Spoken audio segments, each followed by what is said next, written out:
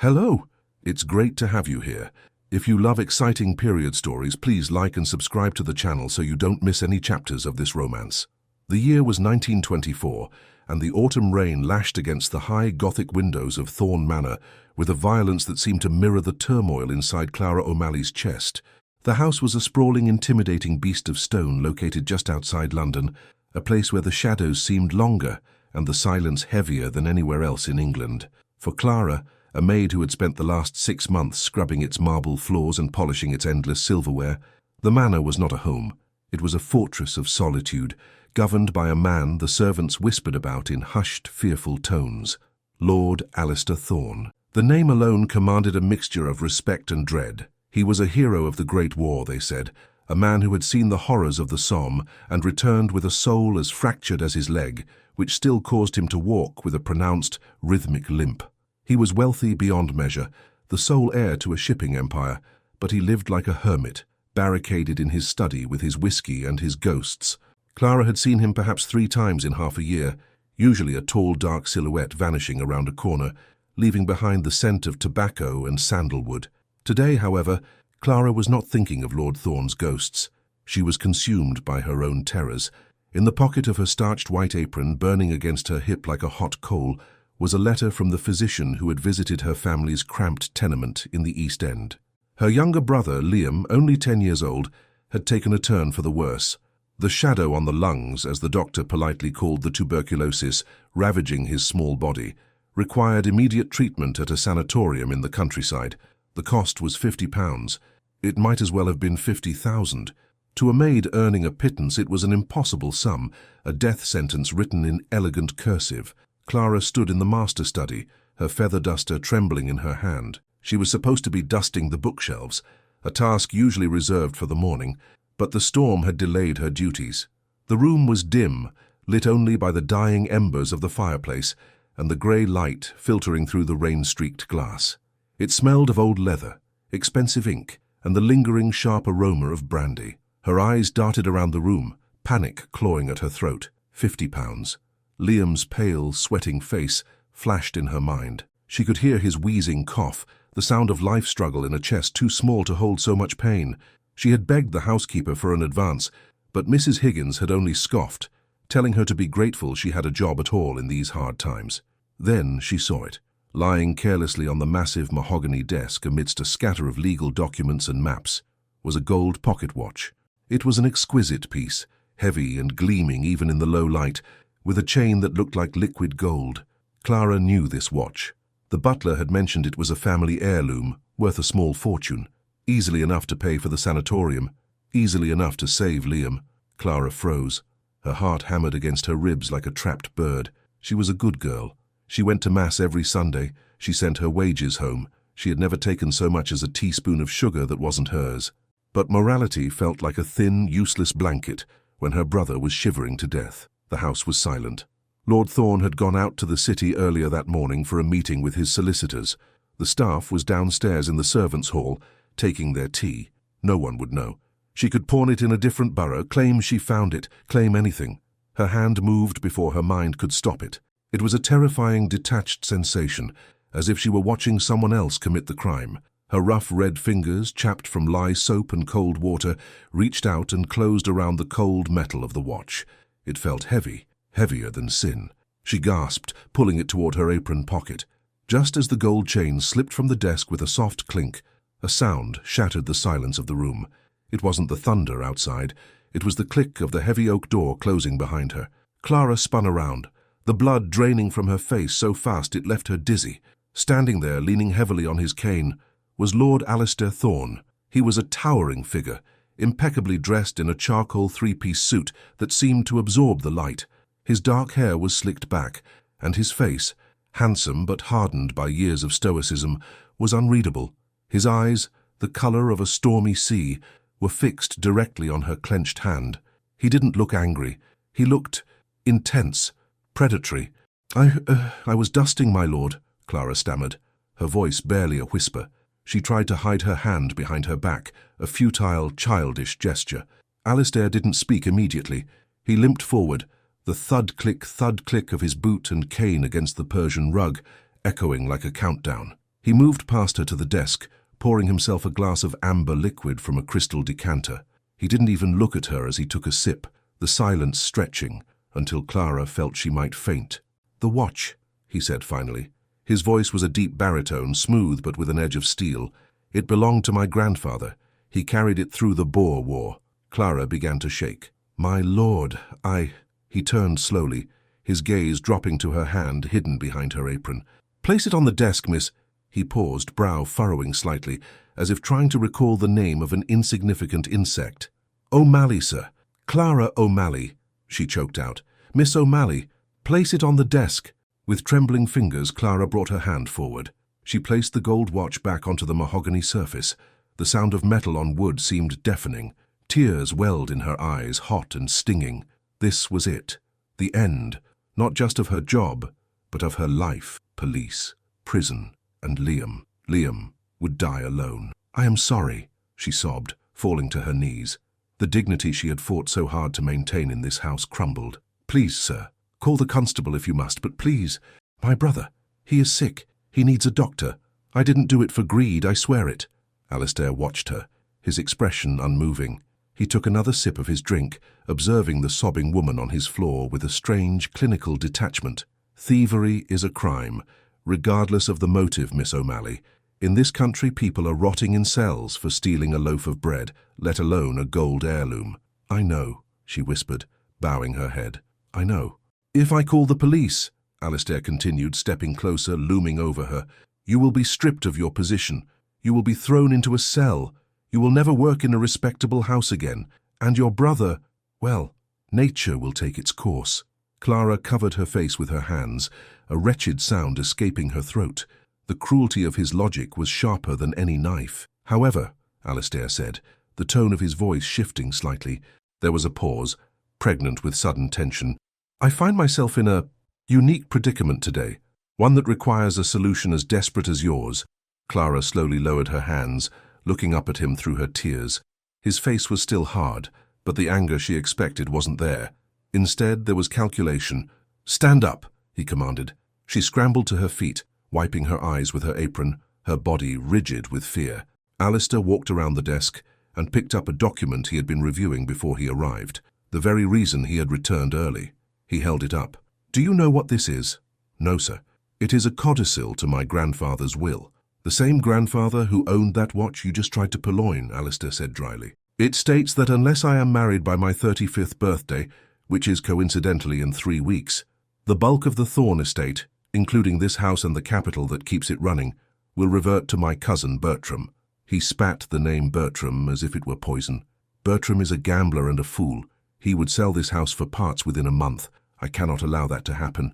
This estate is my legacy. It is all I have left." Clara stared at him, confused.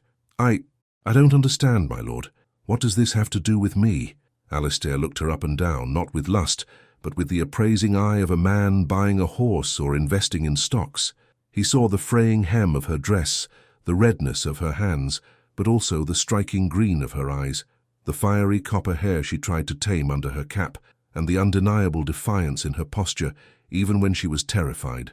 She was poor, yes, but she was not weak. "I require a wife, Miss O'Malley," he stated flatly. "Not a real one. God knows I have no interest in the emotional entanglements of romance. I need a name on a certificate. I need a woman who can stand beside me, look presentable, and keep her mouth shut so I can secure my inheritance." The room spun. Clara gripped the edge of the desk to steady herself. "Sir, I was planning to find some impoverished daughter of a minor baron," Alistair mused, tapping his cane on the floor. "But they are all so chatty, and they would expect things. Affection, devotion. You, on the other hand," he leaned in close, his face inches from hers. She could smell the whiskey on his breath, mixed with the rain. "You are a thief, Miss O'Malley. I have you in the palm of my hand. If I marry you, I solve my problem, and you—" He picked up the watch and dangled it in front of her face. "You solve yours." You want to marry me?" Clara asked, her voice barely audible. "To punish me?" "To save us both," Alistair corrected. "I will pay for your brother's treatment. The best specialists in Switzerland, if need be. I will provide you with clothes, jewelry, and a life of comfort you could only dream of. You will be Lady Thorne." In exchange, you will play the part of my devoted wife for 1 year. After that, we can annul the marriage quietly, and you will be provided with a settlement to live independently." He paused, his eyes boring into hers. "Or," he said, his voice dropping to a dangerous whisper, "I can pick up this telephone and call the police. You will go to prison, and your brother will be dead before the winter is out." The thunder crashed outside, shaking the very foundations of the manor. Clara looked at the telephone, then at the watch, and finally at the man who held her fate in his cold, scarred hands.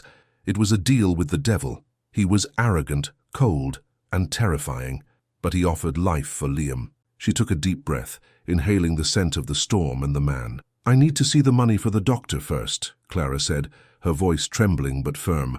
A ghost of a smile, or perhaps a smirk, touched Alistair's lips. "Very well," he said. "We have an agreement." The ink on the cheque was still wet when Alistair handed it to her. It was drawn on the Bank of England, a piece of paper worth more than Clara would have earned in 10 lifetimes of scrubbing floors. She held it with 2 hands, staring at the looping calligraphy of £50 as if it were a holy relic. To Alistair, it was a negligible expense, a line item in a ledger. To Clara, it was the breath in Liam's lungs. "The car is waiting," Alistair said, his voice cutting through her daze. He had returned to his desk, already burying himself in the stack of documents, the momentary intimacy of their pact replaced by his usual wall of icy indifference. "My driver, Jenkins, will take you to your home to collect your things and deal with your family matters. You are to be back by nightfall. We have a great deal to do if you are to pass as a lady by the weekend." Clara looked up, clutching the cheque. "And my position here, sir?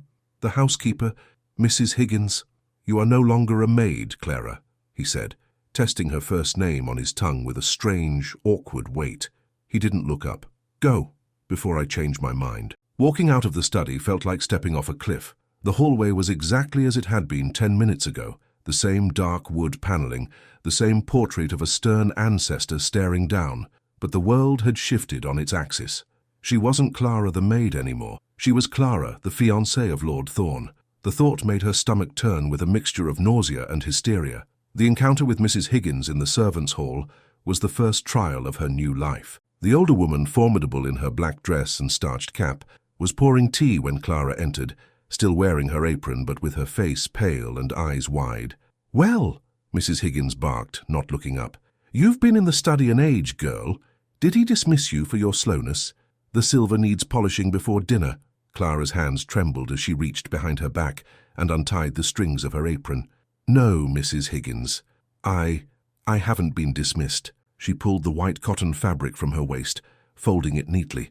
The simple action drew the attention of the other servants. A footman polishing boots, a scullery maid peeling potatoes. The room went quiet. "I am leaving the service," Clara said, her voice shaking but gaining strength. "Lord Thorne has made other arrangements for me." Mrs. Higgins narrowed her eyes, sensing the shift in the air. "What sort of arrangements? You're in trouble, aren't you? I knew a girl with hair that red would be trouble." "I am to marry him," Clara blurted out. She hadn't meant to say it so bluntly, but the truth was too heavy to carry silently. The silence that followed was absolute. It was as if the air had been sucked out of the room. The footman dropped his brush. Mrs. Higgins turned a shade of purple that clashed violently with her uniform. "You and the master?" Mrs. Higgins whispered, scandalous horror dripping from every syllable. "Have you gone mad, girl, or has he?" "It is his wish," Clara said, lifting her chin. She couldn't explain the blackmail, the theft, or the deal. She had to bear the shame of their assumptions. She could see it in their eyes. They didn't see a romance. They saw a seductress, a gold digger, a woman who had used her position to snare a lonely, crippled man. The judgment was immediate and searing. "I am to go to the East End to fetch my brother," Clara added, turning toward the door. "Jenkins is waiting." As she walked out of the servants' entrance for the last time, she heard Mrs. Higgins spit on the floor behind her. "Whore," the woman muttered. The word hit Clara like a stone, but she kept walking. She had a brother to save. The ride to the East End in Lord Thorne's silver Rolls-Royce was a surreal journey between two worlds. Jenkins, the chauffeur, drove with professional stoicism, but Clara caught him glancing at her in the rearview mirror, his eyes wide with confusion. She sat in the back, sinking into the plush leather seats that smelled of expensive polish, clutching her battered handbag. Outside the window, the scenery shifted from the manicured hedges of the countryside to the soot-stained brick and cobblestones of London. When the car rolled into her neighborhood, it was like a spaceship landing on a primitive planet. Ragged children stopped their games in the gutter to stare. Men in flat caps leaning against the pub walls straightened up, eyes narrowing with suspicion. The Rolls-Royce was a beacon of wealth in a sea of grey poverty. Clara directed Jenkins to wait at the corner of her street. She couldn't bear the thought of the car parking in front of their crumbling tenement. It felt like an insult to her neighbours. She ran up the 3 flights of stairs, the smell of boiled cabbage and damp mould welcoming her home. When she burst into the small one-room apartment, her mother was sitting by the stove, mending a shirt, and Liam was lying on the cot in the corner, his breathing ragged and loud in the small space. "Clara?" Her mother stood up, alarmed by her daughter's midday appearance and her flustered state. "What is it? Have you lost the job? Oh God, tell me you haven't." "No, ma'am, better," Clara gasped, rushing to Liam's side. He looked so small, his skin translucent, dark circles under his fever-bright eyes. He smiled weakly at her. "Hi, Clary," he wheezed. "I have the money," Clara announced, turning to her mother with tears streaming down her face. She pulled the cheque from her bag and slammed it onto the rickety table. "Look, £50. The doctor can come today. We can send him to the country. He's going to live, ma'am, he's going to live." Her mother picked up the paper, her rough hands shaking. She couldn't read well, but she knew the numbers. She looked at Clara, fear replacing relief. £50. "Clara, what have you done? You didn't steal this?" Clara froze. The accusation stung, mostly because it was half true. "No, Lord Thorne gave it to me." "Why would a lord give a maid £50? Her mother grabbed Clara's shoulders, searching her face. "What did he make you do?" "He asked me to marry him," Clara said quietly. Her mother released her, stumbling back as if slapped. "Marry? A lord? Clara, men like that don't marry girls like us, not for honorable reasons. It's a business arrangement." Clara lied, or perhaps told the truth. "He needs a wife for legal reasons. An inheritance. It's just for a year. I stay in the house, I play the part, and in return Liam gets the best doctors in England." She grabbed her mother's hands again. "Ma'am, look at Liam. Look at him. I would sell my soul to the devil to save him. Marrying a rich man is a small price." Her mother looked at the boy on the bed, coughing softly. The fight left her eyes, replaced by a weary resignation. She knew, just as Clara did, that they had no choice. Poverty stripped you of choices. It only left you with necessities. "You'll be a lady then," her mother whispered, wiping a tear from her cheek. "My Clary, a lady." The goodbye was rushed and painful. Clara packed her few meagre belongings, a rosary, a second dress, a photograph of her late father, while the local doctor, summoned by a neighbour, arrived to examine Liam, paid for in advance with a crisp banknote Clara had exchanged at the bank on the way. Leaving them was the hardest thing she had ever done. Kissing Liam's hot forehead, promising him she would visit as soon as she could, felt like abandoning a part of herself. As she walked back to the waiting Rolls-Royce, the rain began to fall again, washing away the grime of the city, but not the heaviness in her heart. She was saving them, but she was losing them too. She was entering a world where they could not follow. The return to Thorne Manor was quiet. Night had fallen. Jenkins opened the door for her, and for the first time he tipped his cap. "Miss O'Malley, or should I say future Lady Thorne." Inside, the atmosphere had changed. The house was lit up, electric chandeliers blazing in the foyer. Alistair was waiting for her at the bottom of the grand staircase. He had changed for dinner, wearing a tuxedo that made him look even more devastatingly handsome and utterly unapproachable. "You are late," he said, checking his pocket watch, the very watch that had started this entire cascade of events. "The traffic was bad, my lord," Clara said, clutching her small, battered suitcase. She felt ridiculously out of place, standing on the marble floor in her worn coat. "Leave that," he said, gesturing to her bag. "Mrs. Higgins has prepared the blue room for you in the east wing. It is suitable." He paused, his eyes scanning her. "And burn those clothes. A dressmaker will be here at 8 tomorrow morning. We are to be married in 3 days." "3 days?" Clara gasped. "But the banns? The preparations?" "A special license has been procured," Alistair replied smoothly, turning his back to her. "We do not have time for the pageantry of a long engagement, and frankly, the less time the society gossips have to sharpen their knives before the deed is done, the better." He began to walk away, the thud click of his cane echoing. Then he stopped. "Clara?" "Yes, my lord." "Your brother, is he being attended to?" Clara softened, just a fraction. "Yes. The doctor said there is hope. Thank you." Alistair didn't turn around. "Good. I do not break my contracts. Ensure you do not break yours." The next 3 days were a blur of silk, pins and cold instructions. Clara was poked and prodded by a French seamstress who tutted at her waistline, too sturdy, and her hands rough as a bricklayer's. She was bathed in scented oils. Her hair was bobbed into the fashionable style of the day, sharp and sleek, framing her face, and she was taught how to walk, how to sit, and how to hold a teacup without looking like she was about to crush it. She didn't see Alistair at all. He was a ghost in his own house, leaving early and returning late. She was left alone in the blue room, a cavernous space filled with velvet and silk, sleeping in a bed big enough for 5 people. She felt like an imposter, a child playing dress-up in a giant's castle. The wedding day was grey and wet, typical for an English November. There was no white dress, no church bells, no choir. Alistair had decided on a civil ceremony at the registry office in the city, followed by a small private blessing in the manor's chapel, to satisfy the more religious members of the board of directors. Clara wore a suit of pale dove-grey wool, tailored to within an inch of its life, and a matching cloche hat that hid her eyes. She looked in the mirror and didn't recognize herself. The girl from the East End was gone, replaced by a mannequin of high society. The drive to the registry was silent.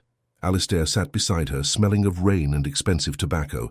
He looked tired, the lines around his eyes deeper than usual. "You look adequate," he said, breaking the silence as the city skyline came into view. "High praise, my lord," Clara replied, a spark of her old spirit flaring up. He glanced at her, a flicker of amusement in his eyes. "Don't get cheeky, Clara. Today is a performance, the most important one of your life." The registry office was dreary, smelling of damp coats and bureaucracy. 2 witnesses had been hired, Alistair's solicitor and his clerk. When the registrar asked Alistair if he took this woman to be his wedded wife, he answered, "I do," with the same tone one might use to order a steak, decisive but devoid of passion. When it was Clara's turn, she hesitated. The weight of the moment crashed down on her. This was binding, this was legal. She looked at Alistair's hand, scarred and strong, resting on the handle of his cane. She thought of Liam, in his clean white bed in the country sanatorium. "I do," she said clearly. Alistair slid a ring onto her finger. It was a sapphire, dark and deep as the ocean, surrounded by diamonds. It was heavy, cold, and beautiful. It felt like a shackle. "I now pronounce you man and wife," the registrar droned. They didn't kiss. Alistair simply nodded to the official and offered Clara his arm. "Come, my dear, the wolves are waiting." The wolves he referred to were the small reception waiting back at the manor. Just a few key people, the family solicitor, the local vicar, and to Clara's horror, Alistair's cousin Bertram. Bertram was a man who looked like he was made of soft dough, sweating in a suit that was too tight. He had been waiting in the drawing room when they returned, holding a glass of sherry. "Well, well," Bertram sneered as they entered, his eyes raking over Clara with open contempt. "So the rumours are true. Alistair has dragged a stray cat in from the rain and put a collar on it." Alistair stiffened beside her, his grip on his cane tightening until his knuckles turned white. "Careful, Bertram. You are speaking to Lady Thorne." "Lady Thorne?" Bertram laughed, a wet, unpleasant sound. "Oh, please, Alistair. We all know what this is. A desperate ploy to keep the money. Look at her. You can scrub the coal off the skin, but you can't scrub the gutter out of the blood." Clara felt the heat rise in her cheeks. She wanted to shrink away, to hide. But then she felt Alistair's hand move from his cane to the small of her back. It was a possessive, firm touch. A shield.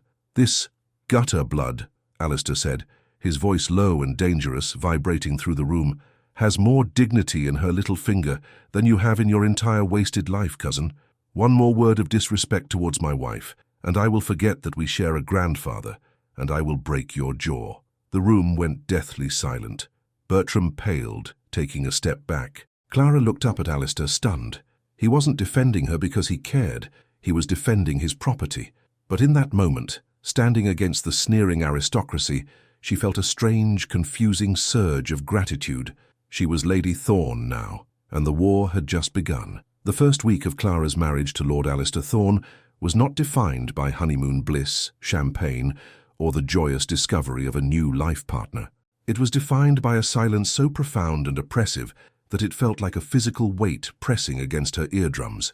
The wedding night had set the tone. There had been no awkward fumbling, no nervous conversation, not even a shared glass of wine to toast their union. Upon returning from the registry office and dismissing the sneering Bertram, Alistair had simply escorted her to the foot of the grand staircase. "Mrs. Higgins has been instructed to move your belongings to the ladies' suite in the east wing," he had said, leaning on his cane, his face a mask of exhaustion. "My quarters are in the west wing. We value our privacy in this house, Clara. I trust you will find everything to your liking. Good night." With that, he had turned and limped away into the shadows of his study, the heavy door clicking shut, a sound that was quickly becoming the soundtrack of her life. Clara had climbed the stairs alone, the silk of her stockings rustling against her skin, feeling less like a bride and more like an intruder who hadn't yet been caught. The ladies' suite was beautiful, a masterpiece of French Rococo design with pastel blues and creams, but it was cold. The fire had not been lit. A subtle, petty act of rebellion by Mrs. Higgins, Clara suspected. Now, 5 days later, Clara sat at the end of a dining table long enough to land a biplane on. Breakfast was a solitary affair. Alistair took his coffee in his study at dawn and was usually gone before she descended.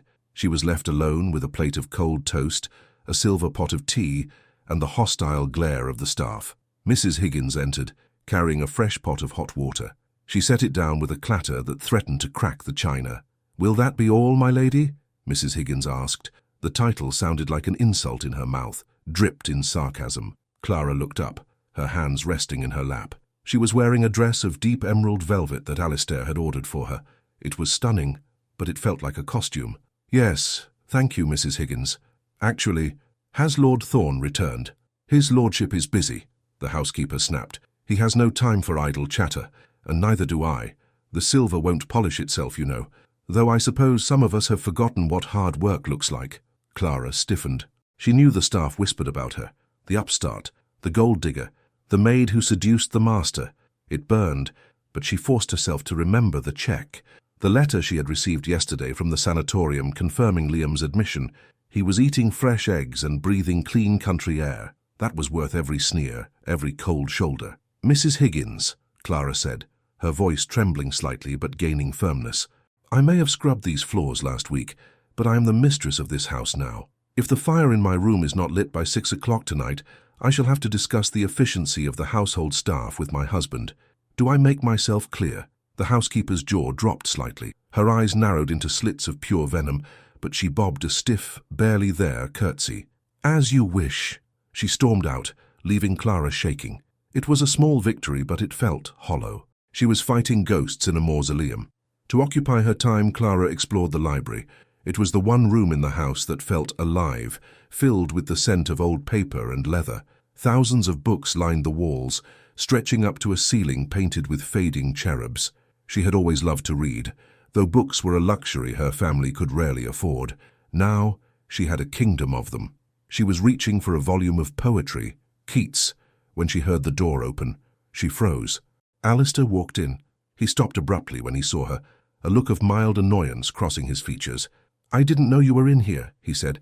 "I can leave," Clara said quickly, clutching the book to her chest. "No," he sighed, limping over to a leather armchair near the fire. "Stay, it is a large room. I suppose we can share it without tripping over one another." He sat down with a heavy groan, rubbing his bad leg.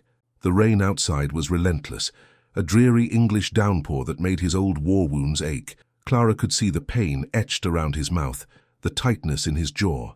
"Is it the leg?" she asked softly, before she could stop herself. Alistair looked at her sharply. "My leg is none of your concern." "My father had a bad hip," Clara persisted, ignoring his dismissal. "From the docks. When the damp set in, he used a poultice of mustard and warm towels. It helped." "I am not a dock worker, Clara," Alistair said coldly, "and I do not require folk remedies." "No, you're just a man in pain who is too stubborn to admit it," she retorted. Alistair stared at her. For a moment she thought he would yell. Then a short, dry bark of laughter escaped his lips. It was a rusty sound, as if he hadn't used it in years. "You have a sharp tongue, Miss O'Malley." "I beg your pardon, Lady Thorne." "It's the only weapon I have, my lord." Alistair looked at the book in her hand. "Keats? A romantic choice." "A tragic one," Clara corrected. "He died young, before he could finish his work." We all die before we finish our work, Alistair muttered, staring into the fire. The trick is to ensure the work we leave behind isn't a complete disaster. He gestured to the chair opposite him. Sit. Since you are here, and since you seem intent on disturbing my peace, we might as well discuss the schedule. Next week, we attend the opera. It will be your first public appearance. The vultures will be circling. Clara sat smoothing her velvet skirt. I don't know anything about opera. You don't need to know the music. You just need to know how to look bored, but expensive, Alistair advised. Lady Vivian will be there. The name hung in the air. Who is Lady Vivian? Clara asked. The woman the society pages expected me to marry, Alistair said, his lip curling slightly. She is beautiful, wealthy, and has the emotional depth of a teaspoon. She will try to humiliate you. It is her nature. And what should I do? You smile, Alistair said, looking her in the eye. You smile as if you know a secret she doesn't. It drives people like her mad. They sat in silence for a while, the fire crackling between them. It wasn't a warm companionability, but it was a truce. For the first time, Clara felt that perhaps they were allies in this strange war against the world. That night, however, the truce was tested by something far darker than social etiquette. It was past 2 in the morning. The house was a tomb of silence. Clara was asleep in the vast bed in the east wing when a sound woke her. It was a scream, raw, guttural, and terrified. She sat up, heart pounding. It came again, a shout of pure anguish. Incoming! Get down! Move, damn you, move! It was coming from the west wing. Alistair. Clara didn't think. She grabbed her silk dressing gown, tying it around her waist as she ran barefoot into the cold hallway. The servants slept on the top floor. They wouldn't hear him, or perhaps they were used to it and simply ignored it. But the sound was tearing at Clara's heart. She reached the heavy double doors of his bedroom and pushed them open. The room was dark, smelling of sweat and stale whiskey.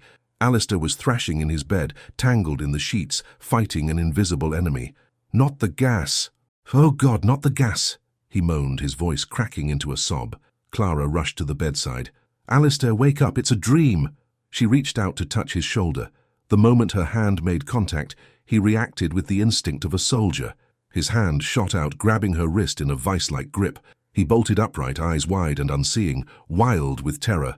No! He roared, twisting her arm. Alistair! It's me! It's Clara! She cried out in pain. The sound of her voice seemed to pierce the fog of his nightmare. He blinked, his chest heaving, sweat dripping from his forehead. He looked at her, at his hand crushing her wrist, and then at the familiar surroundings of his room. The realization crashed over him. He released her instantly, scrambling back against the headboard as if he were the monster. Clara, he gasped, his voice a wreck. Did I hurt you? Clara rubbed her wrist. It was red, but not broken. I'm fine. You were dreaming. Alistair ran a hand through his soaked hair, his trembling uncontrollable. The arrogant, composed Lord Thorne was gone. In his place was a broken man, shivering in the dark. Get out, he whispered. Get out. You shouldn't see this. I'm not leaving, Clara said firmly. I said get out, he shouted, though the anger was brittle, masking shame. I am dangerous. I am broken. Clara looked at him. She saw the man who had given her £50 to save a boy he didn't know. She saw the man who was protecting his grandfather's legacy. She saw the pain that he hid behind three-piece suits and icy stares. She moved closer, sitting on the edge of the bed. She didn't touch him again, but she stayed within reach.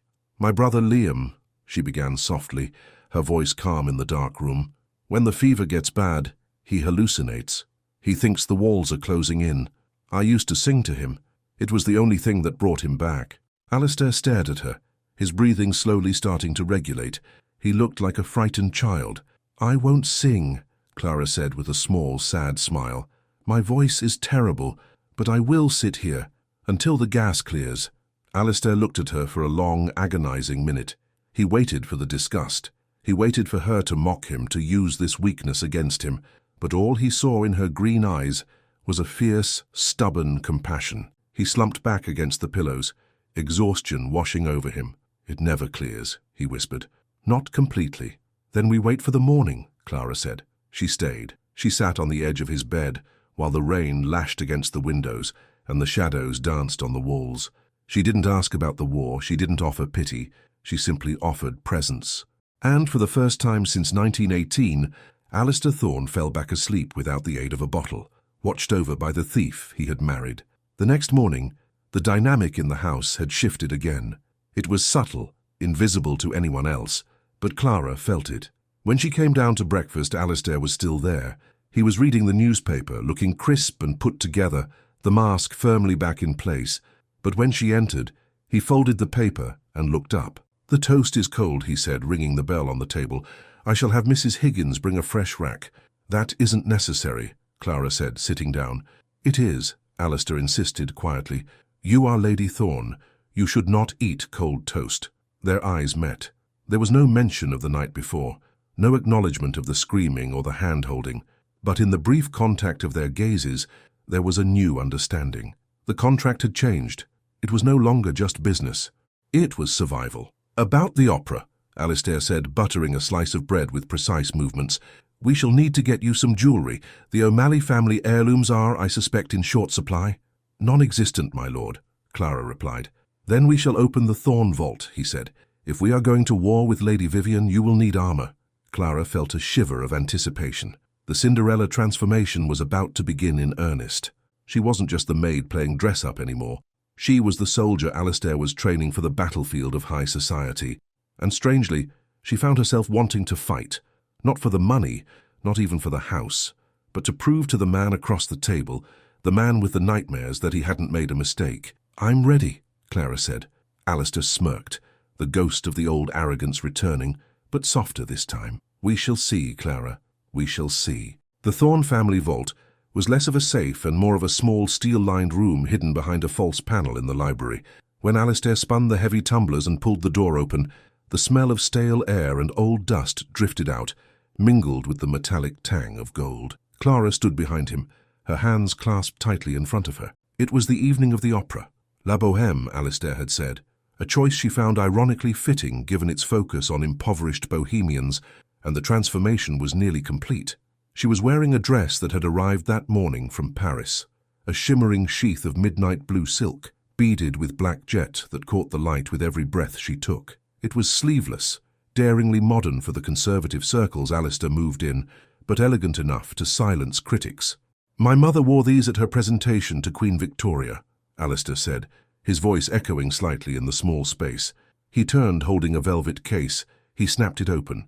Inside lay a necklace of diamonds and sapphires, so large it looked almost vulgar. The central stone was the size of a quail's egg, a deep, throbbing blue surrounded by a galaxy of glittering white fire. "It's too much," Clara whispered, stepping back. "I can't wear that. I'll look like a child playing with crown jewels." "You will wear it because it is a statement," Alistair corrected, stepping out of the vault. "It says that you are not just my wife on paper. It says you are the bearer of the Thorne legacy. Vivian will be wearing pearls. This is a declaration of war." He didn't hand it to her. Instead, he moved behind her. Clara froze as she felt the cold metal of the necklace settle against her collarbone, heavy and substantial. Then she felt the warmth of Alistair's fingers against the nape of her neck as he fiddled with the clasp. For a moment, time seemed to suspend. He was close, too close. She could feel the heat radiating from his chest against her bare back. Her breath hitched in her throat. In the reflection of the library window she saw them, the tall, scarred aristocrat and the redhead from the slums, bound together by diamonds and deceit. "There," he murmured, his hands lingering for a fraction of a second longer than necessary on her shoulders. He met her eyes in the dark reflection of the glass. "You look formidable, Clara." "I feel terrified," she confessed, her voice barely a whisper. "Good," Alistair said, stepping away and reaching for his cane. "Fear keeps you sharp. Now, let us go. The lions are hungry." The Royal Opera House in Covent Garden was a cathedral of gold leaf, red velvet, and electricity. It buzzed with the low, refined hum of London's elite.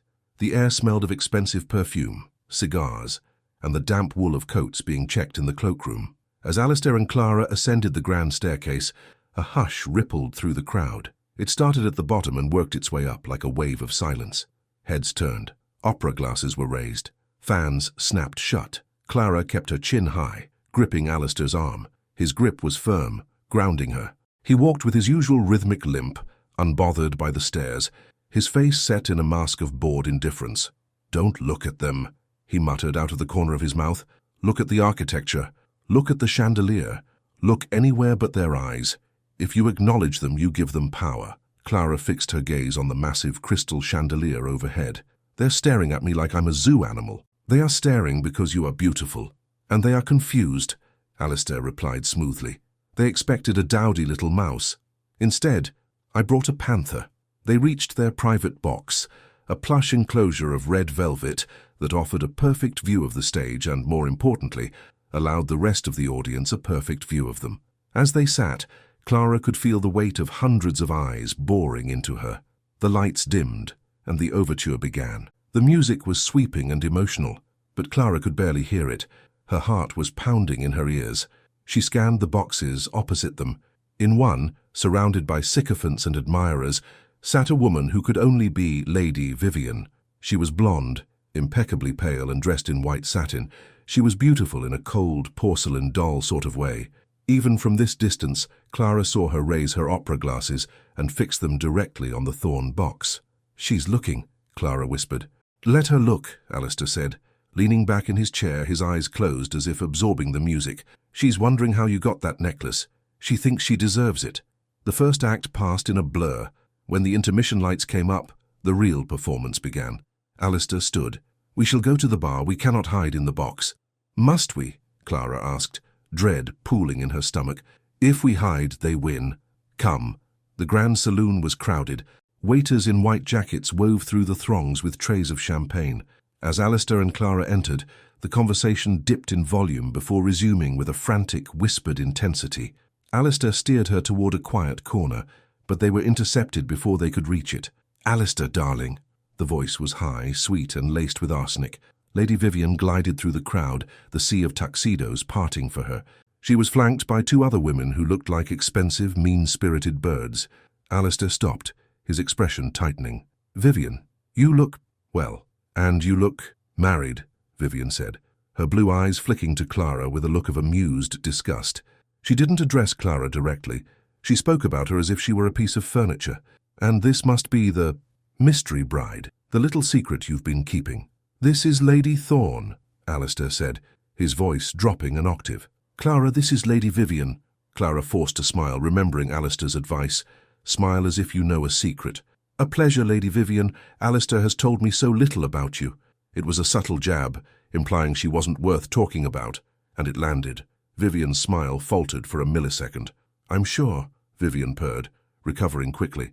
"Alistair is so private. We were all so shocked to hear of the nuptials, and so sudden. One wonders where he found you. I don't recall seeing any O'Malleys in Debrett's peerage. Are you from the Irish branch?" The insult was clear. Irish meant poor. Irish meant Catholic. Irish meant servant class. Clara felt the heat rise in her cheeks, but she felt the weight of the diamonds on her chest. She remembered her mother darning socks by the stove. She remembered Liam breathing clean air in the country because of this charade. She wasn't just a maid, she was a sister who had saved her brother. That gave her a dignity these people couldn't understand. "My family prefers a quieter life," Clara said smoothly, her voice steady. "We don't feel the need to advertise our lineage. We prefer to let our character speak for itself." Vivian laughed, a tinkling, brittle sound. "Character. How quaint. But tell me, my dear, is it true what the servants are whispering? That you were actually working at the manor before Alistair elevated you? Something about dusting?" The circle of listeners drew closer. This was the kill shot, the public exposure. Alistair opened his mouth to speak, his hand gripping his cane white-knuckled, but Clara beat him to it. She didn't flinch. She didn't look down. She looked Vivian straight in the eye. "It is true," Clara said, her voice clear enough to be heard by the bystanders. "I was working when Alistair and I came to an understanding. I believe hard work is a virtue, Lady Vivian. It teaches one the value of things. For instance, I know exactly how much effort goes into polishing silver. It makes me appreciate wearing it all the more." She touched the massive sapphire necklace with a gloved hand. The gesture was elegant, defiant, and devastating. Silence descended on the group. Vivian's mouth opened slightly, but no sound came out. Clara had owned her past instead of hiding it. She had turned the shame into a weapon. Alistair let out a low, soft chuckle. He stepped forward, sliding his arm around Clara's waist, a gesture far more intimate than any they had shared before. "My wife is a woman of many talents, Vivian," Alistair said, his eyes gleaming with a mixture of malice and pride. "She brings a reality to Thorne Manor that has been missing for too long. Now, If you'll excuse us, I believe the second act is about to begin, and I would hate to miss the tragedy. It reminds me too much of polite society." He steered Clara away, leaving Vivian fuming in her wake. As they walked back toward their box, Alistair leaned down, his lips brushing her ear. "That," he whispered, "was magnificent." Clara's knees were shaking, but she kept walking. "I thought I was going to faint." "You didn't," Alistair said. "You drew blood. I think I might actually enjoy the opera tonight." Back in the darkness of the box, as the curtain rose for the second act, Alistair didn't move his chair away. He sat close to her. In the darkness, his hand found hers resting on the velvet armrest. He didn't hold it, not really. He just covered it with his own, a silent, heavy reassurance. Clara didn't pull away. She sat in the dark, listening to the soaring arias, feeling the warmth of his hand and the cold weight of the diamonds. She had survived the lions.